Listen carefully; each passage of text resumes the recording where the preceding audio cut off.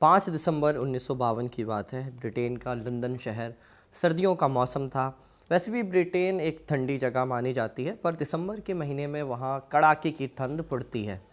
London में भी उस समय बहुत ठंड पड़ रही थी उस साल। सब कुछ आम दिनों की तरह चल रहा था। लोग अपने अपने काम से वापस जा रहे थे, दुकानें और रेस्टोरेंट खुले हुए थे। पर अचानक शाम के समय एक स्याह काला स्मोक लंदन के आसमान में छाने लगा। लंदन में कोहरा यानी फॉग जमना तो एक आम बात थी, लेकिन उस दिन जो हुआ वो फॉग नहीं, स्मॉग था, यानी स्मोक, धुआं प्लस फॉग।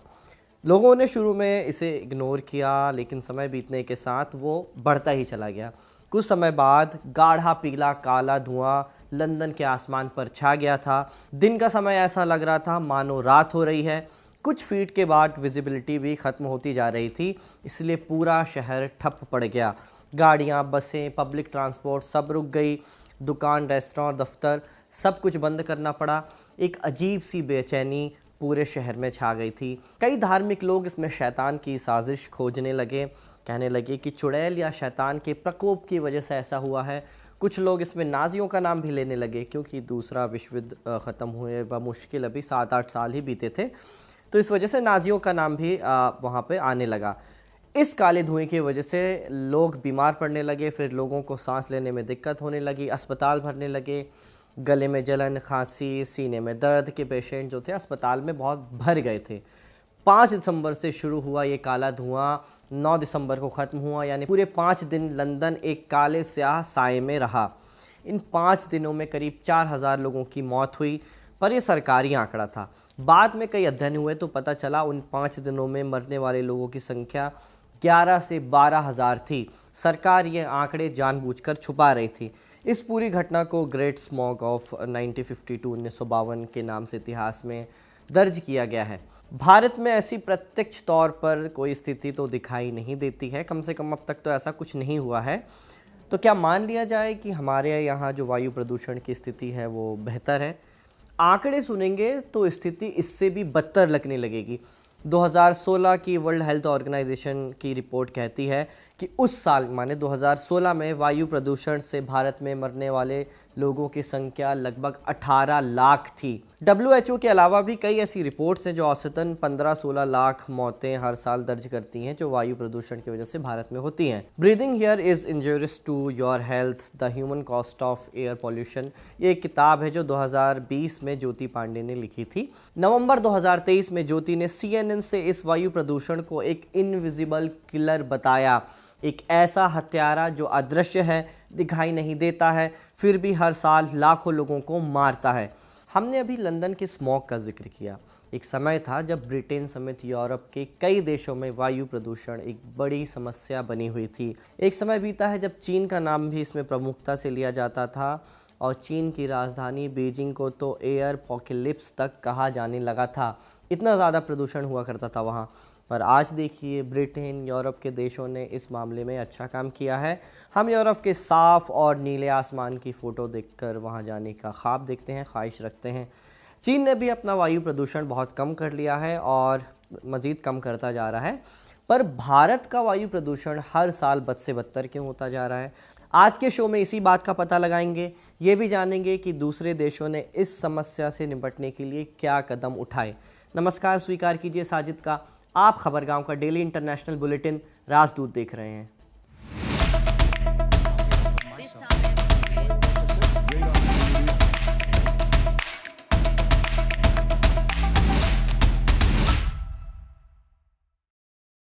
शुरुआत करते हैं ब्रिटेन से ही। हमने लंदन की घटना का जिक्र किया। अब सवाल उठता है कि इसकी वजह क्या थी, क्यों इतना भयानक स्मॉग लंदन के आसमान में 1952 में छाया। दरअसल उस समय ब्रिटेन की ज़्यादातर एनर्जी की खपत कोयले से पूरी होती थी। घर घर में कोयले से चलने वाले स्टोव और फायर प्लेसेस थे। यहाँ लोग अक्सर ठंड से बचने के लिए आग तापा करते थे। बिजली घर हों, ट्रेनें हों, फैक्ट्रियाँ हों, सब कोयले से चलाए जाते थे। अब उस दिसंबर में बहुत ज़्यादा ठंड पड़ी, 1952 की हम बात कर रहे हैं, तो कोयले की खपत भी ज़्यादा बढ़ गई। ज़्यादा कोयला जला तो सल्फ़र डाइऑक्साइड और सल्फ्यूरिक एसिड के जो ड्रॉपलेट्स हैं वो हवा में बहुत ज़्यादा मिल गए। अब लंदन बसा है थेम्स नदी के किनारे, जिससे यहाँ ऊपर की जो ठंडी हवा है वो नीचे की गर्म हवा को एक तरह से फंसा लेती है। अब जब ये धुआं निकला, ये जहरीला धुआं निकला कोयले से बना हुआ, तो ये जो ऊपर जा रहा था लेकिन वो ऊपर जा नहीं पाया क्योंकि ठंडी हवा ने उसे फंसा लिया, और जिसकी वजह से ये जो धुआं था, जितना भी जहरीला धुआं था, वो नीचे रह गया और हज़ारों लोगों को अपनी जान गंवानी पड़ी। भले ही दुर्घटना लंदन में हुई थी, लेकिन उस समय वायु प्रदूषण पूरी ब्रिटेन की एक बड़ी समस्या बन चुका था। औद्योगिक शहरों जैसे Manchester, Liverpool, Birmingham, new castle में कई फैक्ट्रियां लगाई गई थी। इनमें से ज़्यादातर कोयले पर चलती थी, जिससे जहरीला धुआं निकलता था।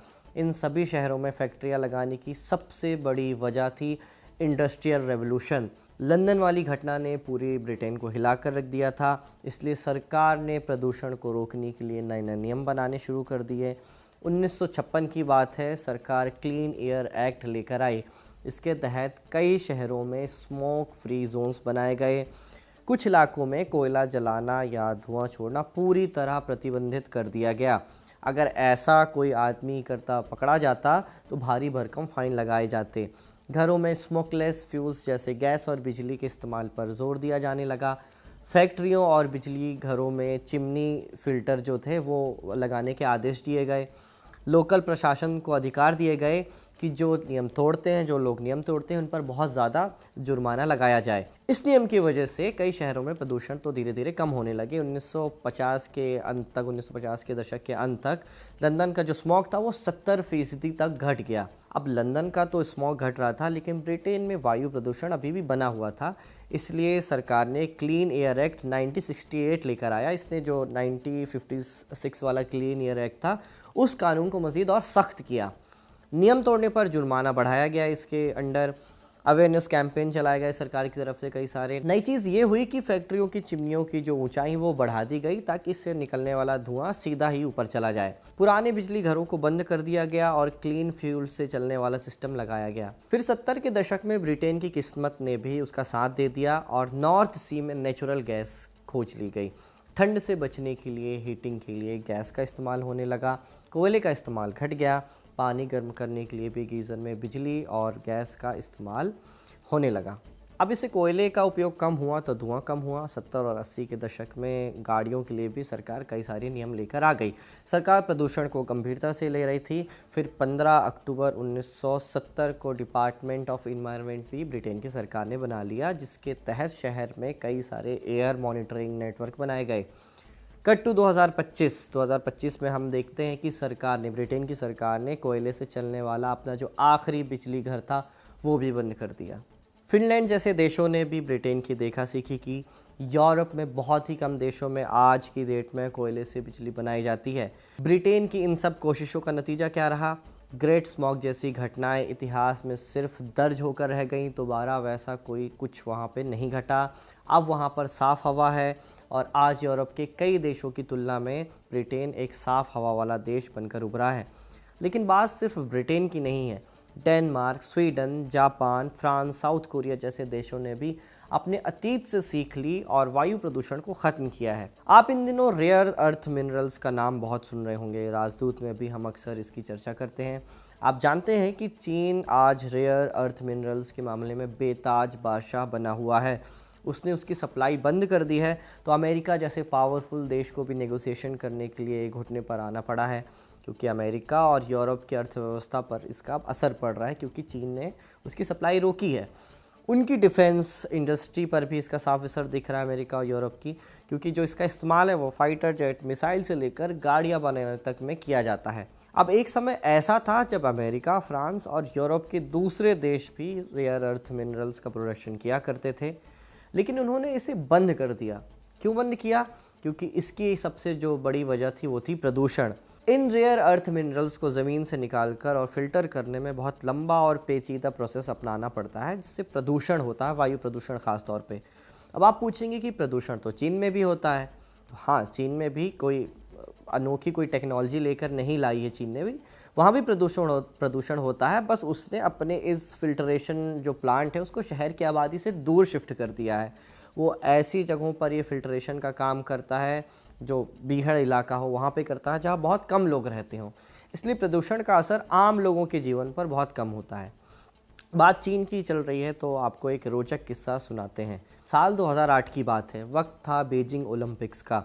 पूरी दुनिया की नज़र चीन पर थी, लेकिन एक बड़ी समस्या थी बीजिंग की हवा। उस समय शहर में इतना ज़्यादा प्रदूषण था कि आसमान हमेशा धुंधला पीला रहता, लेकिन चीन की सरकार आधिकारिक तौर पर प्रदूषण के आंकड़े साझा नहीं करती थी, या करती भी थी तो बहुत नियंत्रित तरीके से, माने बहुत साफ़ सुथरे आंकड़े, अच्छे आंकड़े वो जारी करती थी। उसी दौरान बीजिंग में स्थित अमेरिकी दूतावास के कर्मचारियों ने अपने परिसर के ऊपर, अपने कैंपस के ऊपर छत में एक एयर क्वालिटी मॉनिटर लगा दिया। ये मशीन हर घंटे हवा में मौजूद PM 2.5 की मात्रा नापती। PM 2.5 यानी हवा में मौजूद बहुत छोटे कण जो प्रदूषण की अलामत होते हैं, मतलब बताते हैं कि प्रदूषण बढ़ रहा है। तो इस मॉनिटर से जो आंकड़ा निकलता उसे हर घंटे ट्विटर पर शेयर किया जाने लगा। चीन की जनता हैरान रह गई, क्योंकि अमेरिकी दूतावास के डेटा में दिख रहा था कि हवा की क्वालिटी वेरी अनहेल्दी बताई जा रही है, बहुत ही ख़राब हवा थी।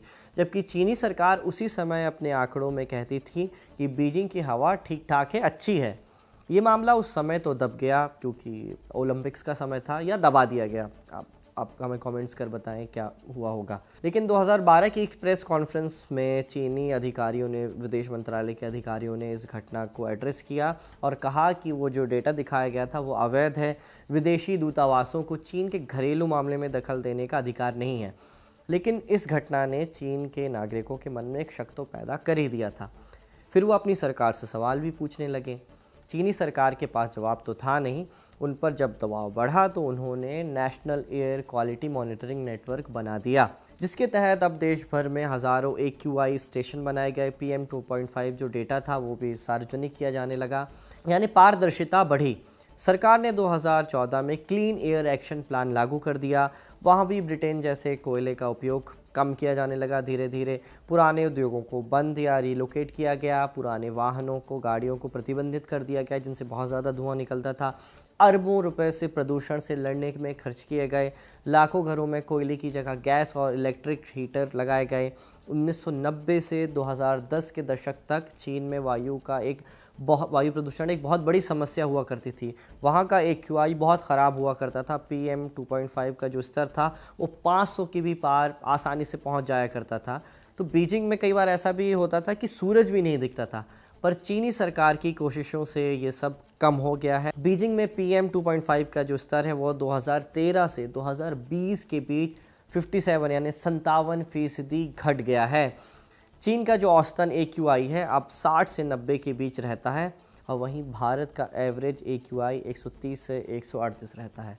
दिल्ली जैसे शहरों में तो ये आंकड़ा कई बार 600 से 700 के पार भी आसानी से पहुंच जाता है, यानी ये ख़तरे के निशान से बहुत ऊपर है। एक और मसला इसकी मॉनिटरिंग का भी है। यूरोप के देशों में हवा की गुणवत्ता मापने के लिए EU के अलग पैमाने हैं।